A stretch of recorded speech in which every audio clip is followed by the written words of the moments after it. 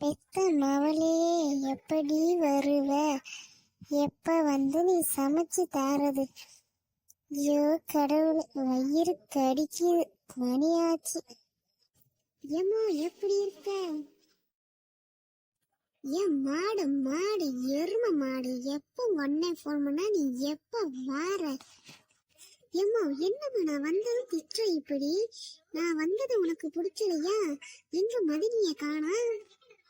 மதினியாமுல்ல மதினி மதினி ஊர் சுத்தவே இருக்கா. உனக்கு உங்க அண்ணன் சொல்லலையா? காலையில நான் உளுந்து உனக்கு போன் பண்ணேன். எப்படி வார?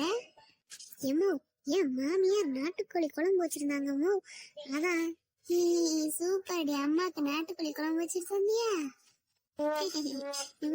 உனக்கு போய் எடுத்துட்டு வேணாமா? இங்கதான் நான்வெஜ் நிறைய சாப்பிடுவீங்க, அதனால நான் நல்லா சாப்பிட்டுட்டு வந்தேன் மெதுவா. அதானே பார்த்தேன். அத்தா மேல பாசம் வந்து நாட்டுக்கோழி குழம்பு எடுத்துட்டு வந்துட்டாக்கும்.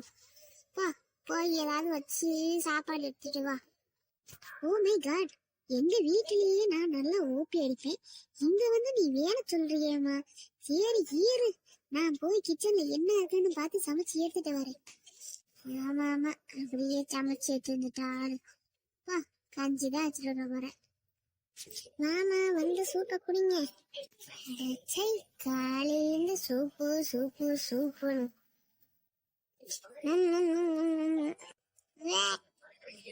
என்ன இலவட்டி வச்சு எடுத்துட்டு வந்த? கேவலமா இருக்கு, கழுவி ஊத்துன மாதிரி. கழுவி ஊத்துனது தானே? என்னட்டி சொல்ற, கழுவி ஊத்துனதா? ஆமாம்மா, இங்கே சூப்பு வச்சிருந்தாங்க, அது கொஞ்சம் தான் இருந்துச்சு, அது உனக்கு பத்தாதுல, அதான் கொஞ்சம் சுடுதண்ணி வச்சு அதை அப்படியே கழுவி ஊற்றி எடுத்துருந்தேன். இதை நீயே கூட்டிட்டு போடி போலாட்டி. இதுக்கு நம்ம மாமியாரே பரவாயில்ல, நம்ம கழுவி ஊத்துனதை கூட குடிச்சு போட்டு ஒன்றும் சொல்லாம போயிடும்.